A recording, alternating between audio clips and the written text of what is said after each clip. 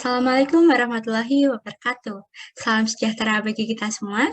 Perkenalkan, kami dari kelompok 6 Kriminologi akan menjelaskan tentang teori-teori kriminologi menurut mazhab lingkungan atau yang biasa disebut dengan sosiokultural atau sosiokriminal. Pada materi ini disusun oleh Nama saya Marco Revansyah Kosasi, NIM 549.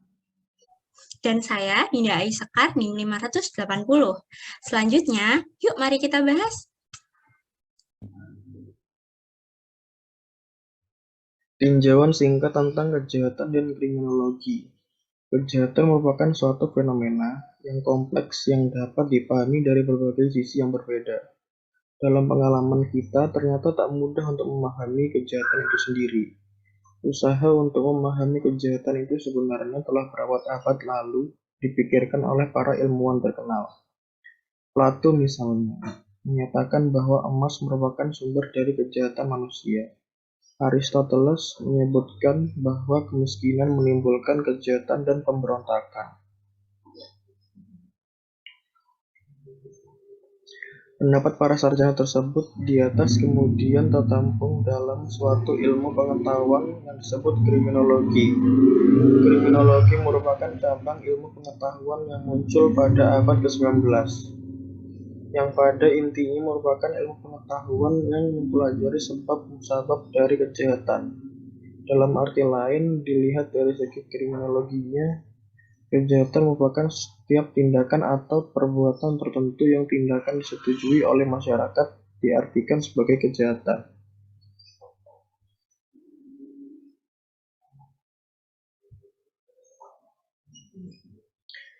Kriminologi menurut Sujono Diryosisworo adalah ilmu pengetahuan yang mempelajari sebab, akibat, perbaikan, dan pencegahan kejahatan sebagai gejala manusia, dengan menghimpun sumbangan-sumbangan berbagai ilmu pengetahuan.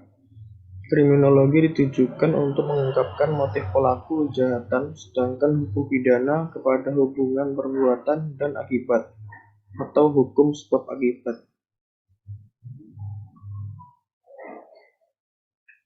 Kriminologi dengan cakupan kajiannya ada 4, yaitu 1. Orang yang melakukan kejahatan, yang kedua penyebab melakukan kejahatan, yang ketiga menjaga tindak kejahatan, yang keempat cara-cara menyembuhkan orang yang telah melakukan kejahatan. Antropologi kriminal adalah ilmu pengetahuan tentang manusia yang jahat, suatu bagian dari ilmu alam.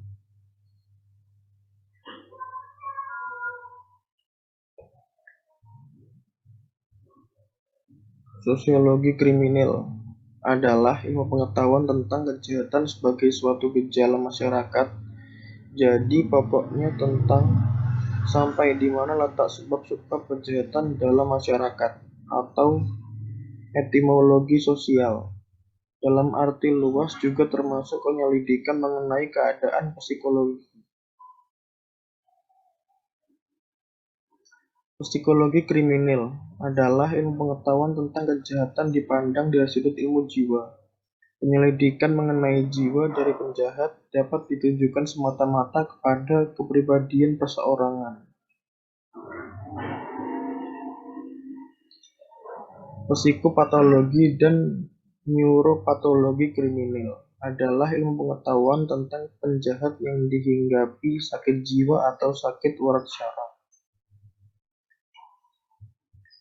Penologi adalah ilmu pengetahuan tentang timbul dan tumbuhnya hukuman serta arti dan faedahnya.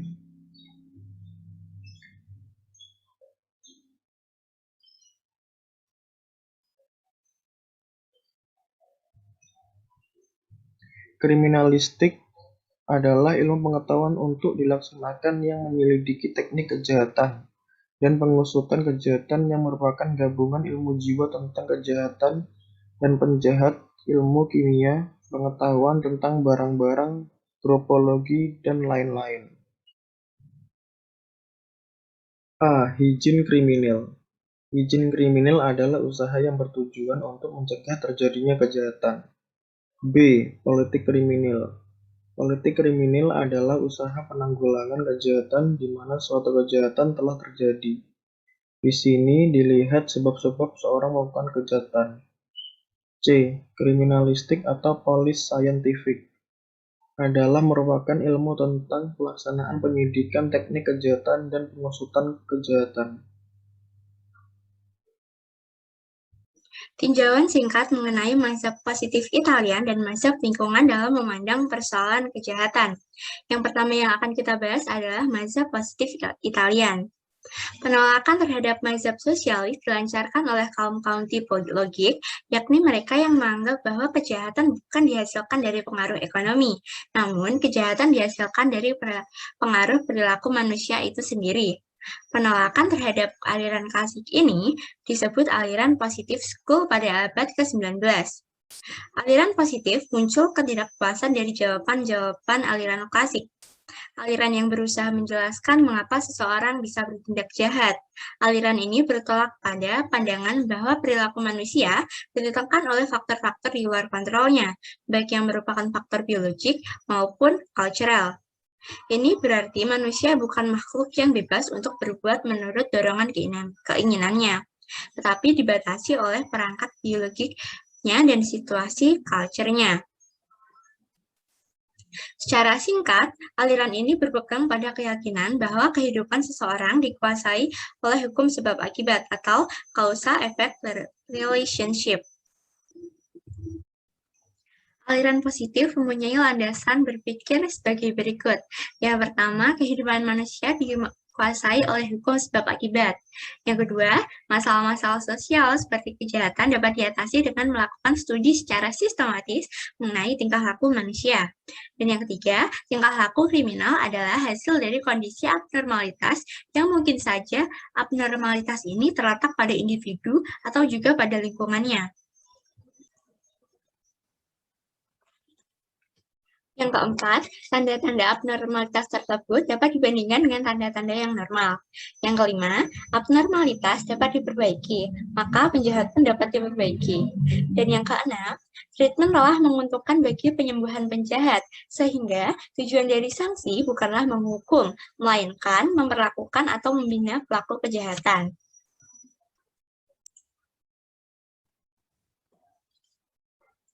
Pelopor dari ajaran positif ini adalah Cesare Lombroso 1835 sampai 1909. Ajaran Lombroso ini menggabungkan positivisme Comte, evolusi dari Darwin, serta banyak lagi pioner dalam studi tentang hubungan kejahatan dalam tubuh manusia. Mazhab ini dikenal dengan mazhab Italia. Menurut pelopornya, kejahatan merupakan bakat manusia yang dibawa sejak lahir. Dikatakan oleh Lombroso, criminal is born, not made. Teori Lombroso tentang born criminal atau penjahat yang dilahirkan menyatakan bahwa para penjahat adalah suatu bentuk yang lebih rendah dari dalam kehidupan, lebih mendekati nenek moyang mereka yang mirip kera dalam hal sifat bawaan dan watak dibandingkan dengan mereka yang bukan penjahat. Manusia menurut Lombroso dapat dibedakan menjadi non-kriminal melalui beberapa atavistik stigmata atau ciri fisik dan makhluk. Pada tahap perkembangan, mereka belum benar-benar menjadi manusia. Lombroso beralasan bahwa seringkali penjahat memiliki rahang yang besar dan gigi taring yang kuat. Ada beberapa proposisi yang dikemukakan oleh Lombroso tentang born criminal ini. Yang pertama, penjahat dilahirkan dan mempunyai tipe yang berbeda-beda. Yang kedua, tipe ini bisa dikenal dari beberapa ciri tertentu seperti tengkorak yang asimetris, rahang yang panjang, hidung yang pesek, rambut janggut yang jarang, dan tahan terhadap rasa sakit. Yang ketiga, tanda-tanda lahiriah bukanlah merupakan penyebab kejahatan, tetapi merupakan tanda pengenal kepribadian yang cenderung memiliki perilaku yang jahat atau pelaku kriminal. Yang keempat, karena adanya kepribadian ini, mereka tidak dapat terhindar dari pengaruh sifat yang jahat, kecuali bila lingkungan dan kesempatan tidak memungkinkan. Dan yang kelima, menganut aliran ini, mengemukakan bahwa penjahat-penjahat seperti pencuri, pelaku pembunuhan, pelanggaran seks dapat dibedakan oleh tanda-tanda dan ciri-ciri tertentu.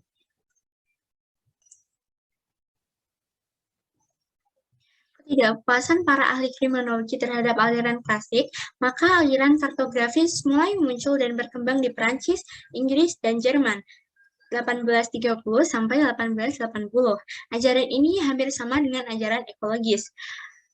Konsep dari ajaran ini adalah distribusi kejahatan dalam daerah-daerah tertentu, baik secara geografis maupun secara sosialis. Dianggap kejahatan ini karena merupakan suatu ekspresi dari kondisi-kondisi sosial. Para penganut ajaran ini adalah Quetelet Gueri. Mazhab ini tidak hanya meneliti jumlah kriminalitas secara umum, juga studi kasus tentang juvenile delinquency, serta mengenai kejahatan profesional yang saat ini cukup menonjol. Aliran kartografik ini memperhatikan penyebaran kejahatan pada wilayah yang tertentu berdasarkan faktor geografik dan sosial. Menurut aliran ini, yang dinamakan dengan kejahatan adalah perwujudan dari kondisi-kondisi sosial yang ada. Selanjutnya, mazhab sosiologi kriminal atau mazhab Perancis. Penganjurnya ialah Al-Asakni 1843-1924, yaitu seorang mahaguru di Perancis dalam ilmu kedokteran kehakiman. Aliran ini adalah suatu reaksi terhadap aliran antropologi kriminal, menolak tentang adanya orang jahat karena pembawaannya atau penjahat semenjak lahirnya. Aliran ini berpendapat bahwa sebetulnya si penjahat itu tidak bersalah. Mazhab ini disebut dengan mazhab lingkungan karena sangat memperhatikan kondisi lingkungan masyarakat. Mazhab atau aliran ini lahir sebagai reaksi terhadap aliran antropologi kriminal. Aliran ini menolak adanya orang jahat karena pembawaannya atau penjahat semenjak lahirnya. Dalam mazhab ini terdapat beberapa semboyan. Salah satunya, the nail its mare should unirise each. Artinya, dunia adalah lebih bertanggung jawab terhadap bagaimana jadinya saya pada pribadi diri sendiri.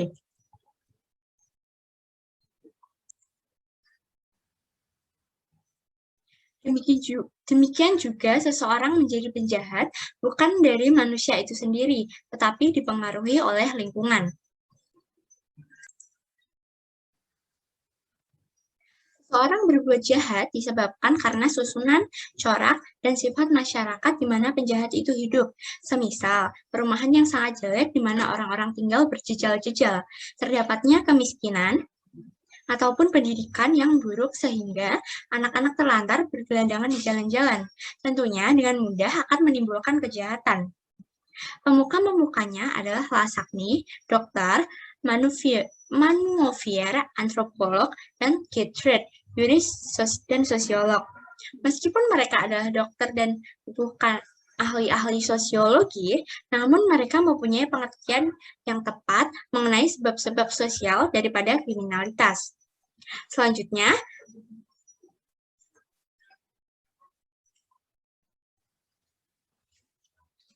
dalam hal ini, politik kriminal atau ilmu yang mencari cara-cara untuk memberantas kejahatan itu teristimewa harus ditunjukkan kepada perbaikan-perbaikan dalam masyarakat. Misalnya, dengan jalan pemberantasan tunasusila, sensor film, buku porno, dan lain-lain. Sedangkan si penjahat itu diberi pendidikan dan dipindahkan ke lingkungan yang lebih baik.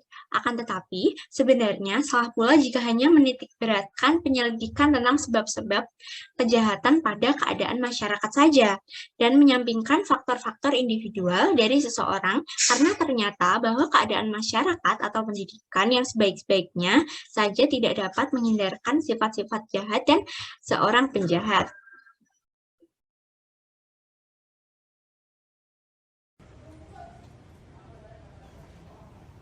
Wilayah Sukabumi Kota saat ini harus diwaspadai dalam kasus kekerasan terhadap anak. Kunjungan tim Komnas Perlindungan Anak ke Mako Polres Sukabumi Kota untuk memberikan dukungan dalam penanganan kasus kekerasan terhadap anak. Karena kasus kekerasan ini berpotensi terhadap para korban kekerasan seksual untuk selanjutnya menjadi pelaku dalam kasus yang sama sangatlah besar. Hal itu akan terjadi apabila tidak dilakukan terapi terhadap para korban kekerasan seksual tersebut. Ketua Umum Komnas Perlindungan Anak Aris Merdeka Sirait mengatakan pihaknya sangat mengapresiasi terhadap Polres Sukabumi Kota yang akan melakukan pelacakan terhadap para korban kekerasan seksual yang sebelumnya telah terjadi, agar kasus tersebut tidak terulang kembali. Dan itu kerja keras, dibongkar dan cepat dilakukan dan sudah ditahan. Nah, untuk konfirmasi itu kami datang ke sini untuk mendukung penyidik di sini bagaimana kita memutus mata rantai kekerasan terhadap anak dalam bentuk sodomi itu. Lalu kemudian kemarin terjadi lagi satu di lingkungan rumah ibadah ya. Tadi juga kami sudah bicara tentang itu juga kekerasan seksual yang dilakukan kepada anak umur 16 tahun. Yang terakhir ini masih kerja keras terus bahwa ada di seorang inisial T umur 70-an tahun begitu ya disiasat, juga korbannya di sini ada 7 orang dan sebagainya. Bersama terapi psikososialnya itu. Sementara itu, Kapolres Sukabumi Kota AKBP Sumarni mengatakan dalam kasus kekerasan terhadap anak ini, kepolisian akan melakukan pelacakan dan memberikan pemahaman agar tidak terulang kembali pada korban selanjutnya. Dengan memberikan kegiatan di Rumah Kreatif Milenial, diharapkan mampu menghilangkan stigma negatif dan lebih berpikir positif. Tim nanti akan men-trace siapa korban-korban kasus-kasus kekerasan terhadap anak ini, terhadap kekerasan seksual utamanya ya.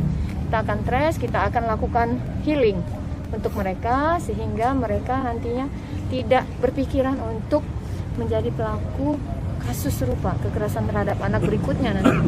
Kemudian tadi saya mengajak juga mereka yang melakukan kegiatan-kegiatan negatif atau bahkan tidak mempunyai kegiatan harus kita bina, berikan kesibukan, berikan kegiatan yang positif. Andris Muhtar, Kompas TV, Sukabumi, Jawa Barat. Air bersih bagi masyarakat Desa Pengarengan, Kecamatan Pangenan, Kabupaten Cirebon menjadi barang yang langka dan sulit untuk didapatkan. Untuk memenuhi kebutuhan air bersih, sebagian besar masyarakat harus mengantri dan mengangkut air bersih dari Westlake yang debitnya tidak terlalu besar. Selama bertahun-tahun, ratusan masyarakat di sini masih harus merasakan sulitnya mendapatkan air bersih dan kebutuhan MCK. Buat pemandangan ini jambuan sini nggak ada apa-apa, nggak ada bantuan sama sekali sih. Nggak ada yang kontrol apapun. Bantuan Pamsimas belum ada Pak? Ada. Air aja dari sana. Jadi kalau buang air besar apa segala macam kebutuhan ya, kakusnya? Di kakus semua. Iya. Untuk kebutuhan MCK, masyarakat masih menggunakan kakus yang ada di pinggir sungai dan dipastikan sangat tidak layak serta berpotensi besar mengganggu kesehatan. Sementara untuk kebutuhan air bersih, masyarakat juga harus bergantian dan membayar untuk bisa menikmati air bersih. Muhammad Solihin, RCTV, Cirebon. Ya pemirsa, himpitan ekonomi membuat hidup di Jakarta menjadi tidak mudah bagi masyarakat miskin dan hanya dapat berangan-angan memiliki tempat tinggal yang layak. Ya, seperti sebuah keluarga dengan 3 anak yang masih di bawah umur terpaksa bertahan tinggal di kolong jembatan Teluk Gong, Penjaringan, Jakarta Utara meski harus bertaruh nyawa dengan derasnya air kali. Beginilah suasana keluarga miskin yang tinggal di kolong jembatan Teluk Gong, Penjaringan, Jakarta Utara pada Selasa sore. Mary Sumarni tinggal di kolong jembatan ini bersama suami dan ketiga anaknya yang masih di bawah umur selama 10 tahun lamanya. Mary terpaksa tinggal di kolong jembatan lantaran rumahnya yang berada di RT 10 RW 13 Teluk Gong telah digusur oleh pemerintah setempat pada tahun 2000 lalu karena mereka tinggal di lahan milik Pemprov DKI Jakarta. Kini, satu keluarga ini terpaksa tinggal di kolong jembatan meski air kali sedang tinggi akibat kiriman air dari Bogor. Mereka akan pindah ke tepian jalan ketika air kali sudah menutupi kolong jembatan. Dan inilah kondisi anak-anak Mary yang masih di bawah umur. Tidak seperti anak-anak lainnya, mereka hanya bermain di kolong jembatan. Mary mengaku ia dan suaminya yang bekerja sebagai pencari barang rongsokan tidak dapat menyewa kontrakan dengan pendapatan mereka yang pas-pasan untuk kebutuhan sehari-hari. Dalam seminggu, kedua pasangan ini biasanya mendapatkan uang Rp190.000 dari hasil menjual barang rongsokan. Mary berharap pemerintah memperhatikan keluarganya yang tidak mampu dan memberi tempat tinggal yang layak. Tadinya kan di RT 10 RW 13. Nah pas di RT 10 RW 13 udah bongkaran, tahun 2000 rekan jaga, saya ngikutin anak, bongkaran di rumah anak. Di Kampung Belaman 1, Jalan Bikaman 1. Itu aja bisa apa? Kalau kita ngikutin anak, kita nggak enak ya, anaknya udah berkeluarga, udah punya suami, udah ada keluarga sendiri. Oh, gitu. Jadi saya nggak mau ngikutin mantu lah, ibaratnya kita masih punya anak kecil, nggak mau repotin anak saya yang gede, jadi saya milih tinggal di sini. Oh, gitu. Sementara itu, seorang bayi yang baru berusia 1 minggu tinggal di kolong jembatan Kali Ciliwung, Manggarai, Jakarta Selatan. Video viral bayi yang baru lahir tinggal di kolong jembatan Kali Ciliwung, Pasar Rumput, Manggarai menjadi perhatian publik maupun pemerintah kota Jakarta Selatan. Petugas kelurahan setempat langsung mengevakuasi bayi yang diketahui bernama Haidar Ali untuk dibawa ke panti sosial. Namun ibu bayi menolak dan bergegas membawa pergi bayinya. Petugas akhirnya hanya menertibkan tempat tinggal sang bayi. Menurut warga, bayi tersebut baru berusia 1 minggu dan dilahirkan di kolong jembatan di mana orang tuanya sehari-hari bekerja mencari barang bekas. Lama itu. Ya itu baru lahir juga, lahirannya di kolong juga. Di kolong. Dia warga mana, Bang? Hah? Warga mana? Warga Beteng Bulu. Pemerintah setempat melarang siapapun menjadikan kolong jembatan sebagai tempat tinggal. Khairul Insan, Muhalko Pandi, JAK TV. Next, macam-macam teori kriminologi menurut mazhab lingkungan sosio-kultural dan sosio-kriminal. Mazhab ini dibagi menjadi beberapa bagian. Yang pertama, lingkungan alam dengan tokohnya Montesquieu. Yang kedua, lingkungan sosial dengan tokohnya Al-Lassaqni, Gertrude, Edwin Sutherland, dan M. Pitts. Dan yang ketiga, lingkungan ekonomi dengan tokohnya F. Turati, N. Konjolani, dan W. A. Bonger. Misal, Lassaqni menyatakan bahwa keadaan sosial sekeliling adalah pembenihan untuk kejahatan, sedangkan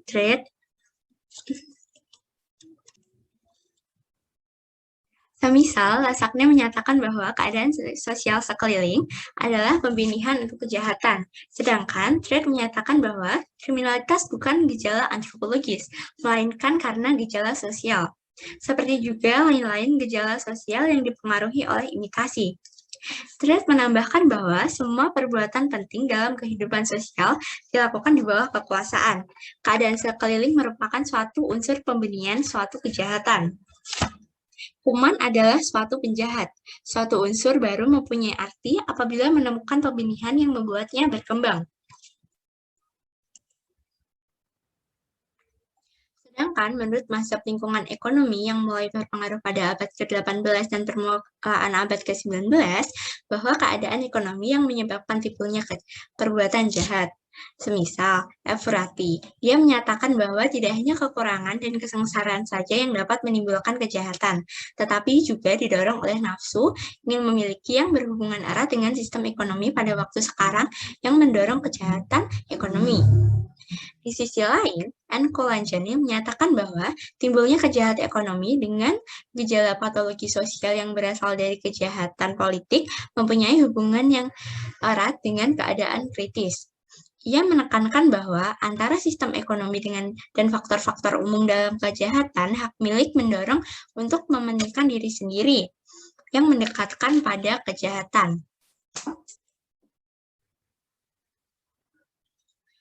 Untuk mazhab lingkungan spiritualis, pelopornya adalah M. G. Pitts 1863 sampai 1931. Menurutnya, bahwa pada lapisan masyarakat yang mengasingkan diri terhadap Tuhan, serta berpandangan hidup dan berpandangan dunia yang sama sekali kosong dari kecenderungan moral merupakan dasar yang hitam, sehingga kebusukan dan kejahatan mudah berkembang dengan subur. Ternyata, ajaran Pitts ini mendapat kritikan dari berbagai kalangan. Semisal, teori yang menyatakan kejahatan orang-orang tidak mau masuk gereja untuk beribadah memang semakin bertambah. Akan tetapi, belum dapat dikatakan besar. Menurutnya, telah dilakukan penyelidikan terhadap 700 orang pembunuh. Akan tetapi, hanya 1 orang saja yang tidak percaya akan adanya Tuhan.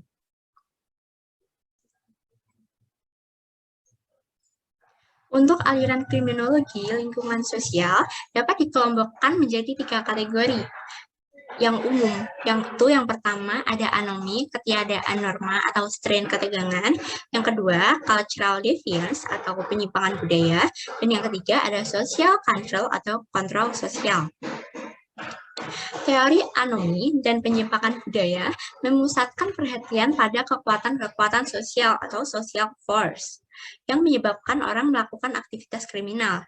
Teori ini berasumsi bahwa kelas sosial dan tingkah laku kriminal saling berhubungan.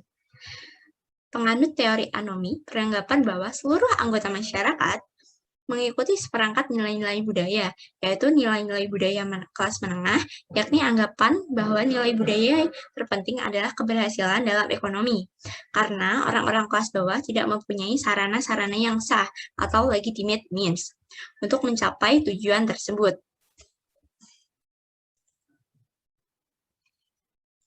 Contoh dari legitimate means yaitu seperti gaji tinggi, bidang usaha yang maju, dan lain-lain. Jadi mereka menjadi frustasi dan beralih menggunakan sarana-sarana yang tidak sah atau illegitimate means. Sedangkan penganut teori penyimpangan budaya mengklaim bahwa orang-orang dari kelas bawah memiliki seperangkat nilai-nilai yang berbeda, yang cenderung konflik dengan nilai-nilai kelas menengah. Sebagai konsekuensinya, manakala orang-orang kelas bawah mengikuti sistem nilai mereka sendiri, mereka mungkin telah melanggar norma-norma konvensional dengan cara mencuri, merampok, dan sebagainya.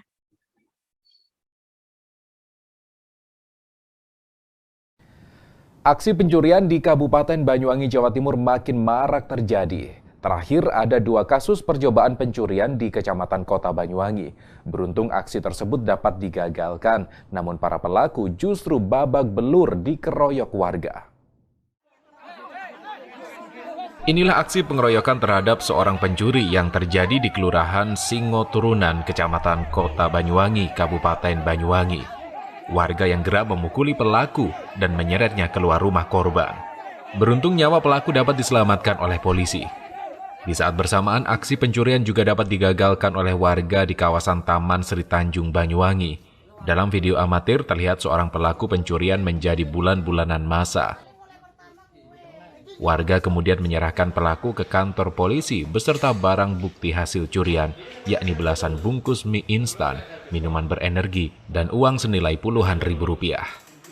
Rata-rata pelaku nekat mencuri di rumah warga dan warung kelontongan karena untuk memenuhi kebutuhan sehari-hari yang semakin hari semakin susah di tengah pandemi virus corona. 2 kejadian yaitu pencurian. Yang pertama adalah pencurian di areal pertokoan di Sri Tanjung. Yang dicuri adalah beberapa jenis makanan, mie dan sebagainya, ada uang tidak seberapa 37.000.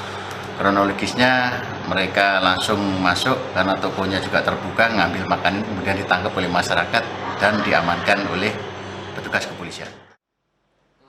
Para pelaku hanya dikenakan sanksi tipiring karena barang bukti yang ditemukan senilai Rp500.000.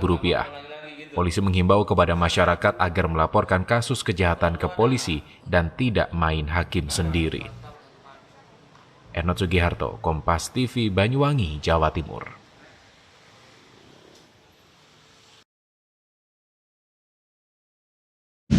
Bagaimana menurut kalian soal orang-orang ateis? Mereka adalah orang-orang yang memiliki pandangan filosofis yang tidak mempercayai keberadaan Tuhan dan dewa-dewa. Mereka memilih tak memeluk agama dengan berbagai alasan tertentu. Meskipun jumlah mereka tak banyak, namun beberapa dari mereka merupakan tokoh-tokoh besar yang mengubah dunia. Ateis semakin populer dengan adanya beberapa sosok besar yang menganutnya. Siapakah mereka? Nah, duduk yang manis, Data Fakta akan mengulasnya khusus untuk kalian. Tapi sebelum lanjut, kami ingatkan kembali untuk subscribe channel ini dan aktifkan lonceng notifikasi kamu untuk mendapatkan video edukatif dari Data Fakta.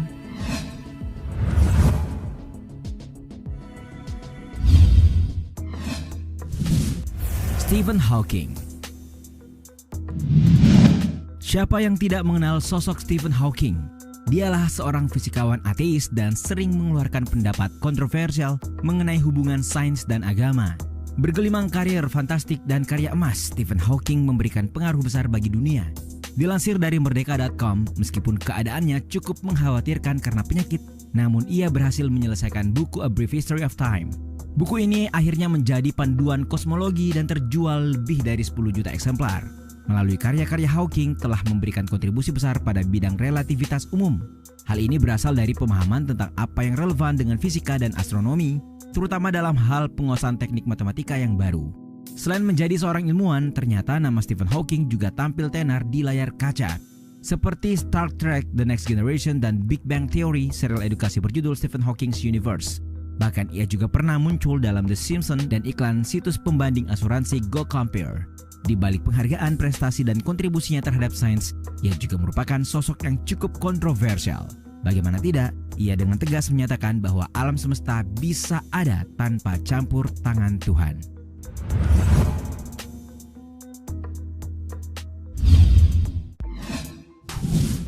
Andrei Sakharov. Bagaimana dengan tokoh yang satu ini?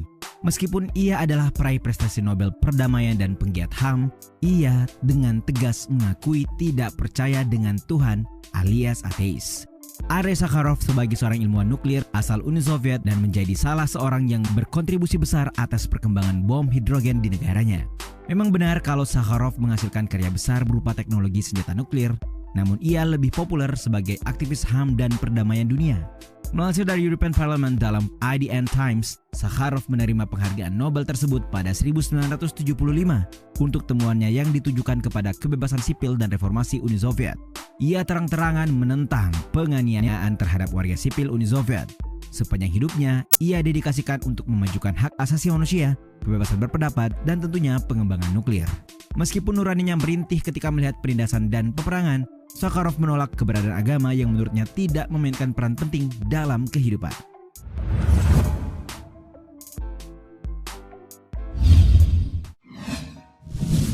Sigmund Freud.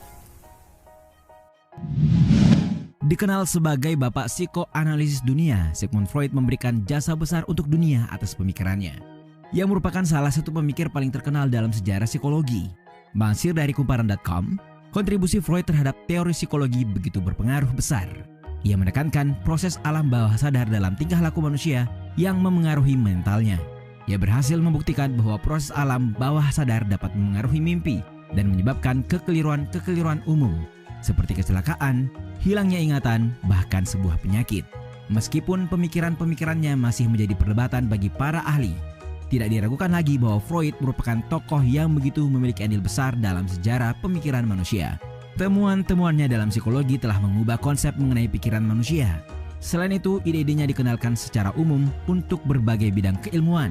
Ketika ditanya soal kepercayaan, Freud dengan tegas tidak percaya dengan apa yang tidak bisa diamati dengan indera, termasuk Tuhan, dewa, dan kehidupan setelah mati.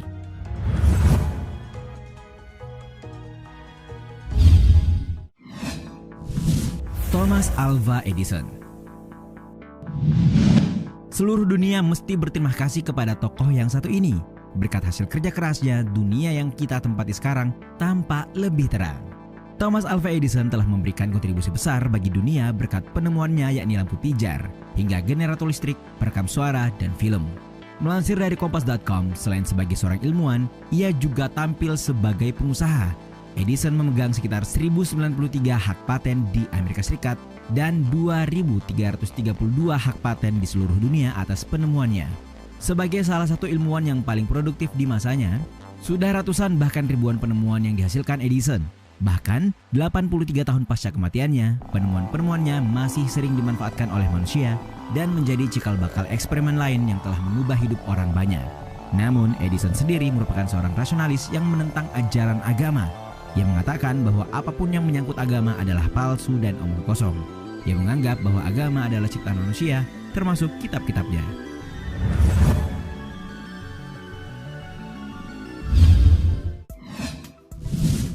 Karl Marx.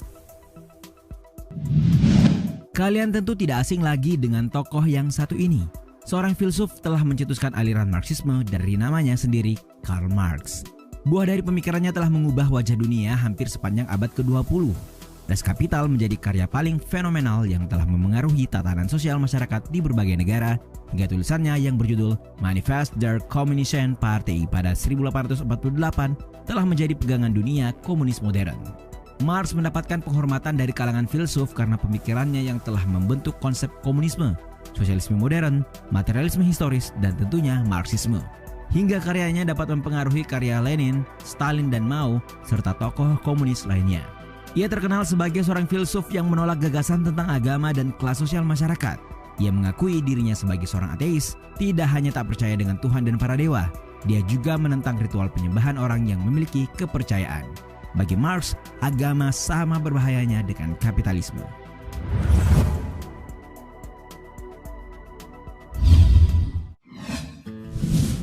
Alan Turing. Jika sekarang kalian sedang melihat dan membaca ulasan dari data fakta melalui komputer, telepon genggam, ataupun perangkat elektronik lainnya, kalian dapat berterima kasih kepada tokoh Alan Turing atas apa yang ia kerjakan di masa lampau. Ia dikenal sebagai bapak ilmu komputer dan pionir dalam sistem pembuatan kecerdasan buatan. Pada saat Perang Dunia Kedua, Jerman menggunakan mesin Enigma yang dapat dipecahkan oleh Turing dengan cara membangun perangkat logika. Terobosan tersebut menjadi cikal bakal pengembangan komputer pertama. Namun sayangnya ketika perang berakhir, ia dituduh sebagai seorang homoseksual. Fenomena homoseksual dianggap sebagai kejahatan di Inggris kala itu. Turing diberi pilihan antara dipenjara ataukah kebiri secara kimia. Ia lebih memilih kebiri yang justru membuatnya frustasi lalu bunuh diri. Di balik penemuan besarnya, ternyata Turing telah memutuskan untuk menjadi ateis pada tahun 1930. Alasannya meninggalkan agama karena seorang temannya yang meninggal karena terserang penyakit tuberkulosis.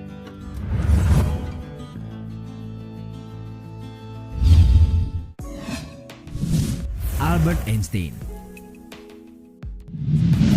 dikenal sebagai salah satu orang yang paling berpengaruh dalam sejarah umat manusia, bahkan ia termasuk dalam jajaran manusia paling cerdas pada abad ke-20. Melalui tangannya sendiri, ia mampu mengubah dunia ilmu pengetahuan melalui konsepsi yang revolusioner. Siapa lagi kalau bukan Albert Einstein? Dilansir dari tirto.id, ia adalah seorang ilmuwan fisika yang terbesar dalam abad ke-20. Einstein telah berjasa dengan menemukan teori relativitas serta sumbangsihnya bagi pengembangan mekanika kuantum, mekanika statistika, dan kosmologi. Tidak heran jika ia mendapatkan penghargaan Nobel dalam ilmu fisika pada tahun 1921. Hingga pada masa tuanya, ketenarannya melampaui semua ilmuwan dalam sejarah dan dalam budaya populer. Kata Einstein dianggap memiliki sinonim dengan kecerdasan dan jenius. Wajahnya menjadi salah satu yang paling terkenal di seluruh sudut dunia. Namun keyakinan yang ia anut telah menjadi perdebatan besar dalam beberapa dekade. Einstein pernah terang-terangan menyatakan diri sebagai agnostik atau tak percaya keberadaan Tuhan dan dewa-dewi. Tetapi pada tahun 1929 dalam sebuah wawancara khusus ia menyatakan sebaliknya bahwa ia bukanlah ateis. Nah, itulah tadi 7 tokoh besar yang telah mengubah dunia, terlepas dari agama dan kepercayaan yang dia anut. Mereka telah memberikan kontribusi penting bagi umat manusia.